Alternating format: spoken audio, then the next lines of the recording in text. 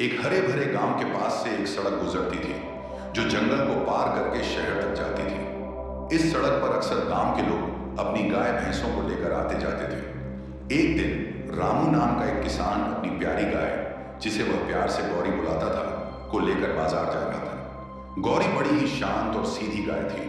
वह रामू के पीछे पीछे सड़क पर आराम से चल रही थी।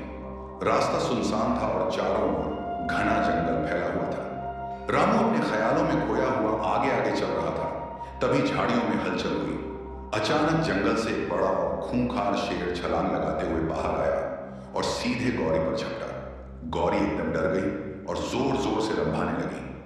शेर ने अपने नुकीले पंजों से उस पर हमला करने की कोशिश की, लेकिन गौरी तेजी से सड़क पर दौड़ पड़ी। रामू ने पीछे मुड़कर देखा तो उसकी आंखें फटी की फटी रह गई।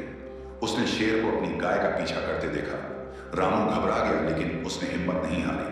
वह जोर जोर से चिल्लाने लगा और पास में पड़ी एक मोटी लकड़ी उठाकर शेर की ओर भागा। गौरी तेजी से दौड़ रही थी और शेर उसके बेहद करीब पहुंच चुका था। लेकिन जैसे ही शेर छलांग लगाने वाला था, रामू ने पूरी ताकत से लकड़ी शेर की तरफ फेंकी, जो शेर की पीठ पर जा लगी। शेर अचानक रुक गया और गुस्से में गरजने लगा। रामू ने अपनी जान की परवाह किए बिना शोर मचाना जारी रखा और बड़े बड़े पत्थर शेर की ओर फेंकने लगा। शेर को समझ में आ गया कि अब उसके लिए यहाँ शिकार करना आसान नहीं है। वह गुस्से में गुर्राता हुआ वापस जंगल की ओर भाग गया। गौरी कांप रही थी लेकिन सुरक्षित थी। रामू ने उसे प्यार से सहलाया और गले लगाया।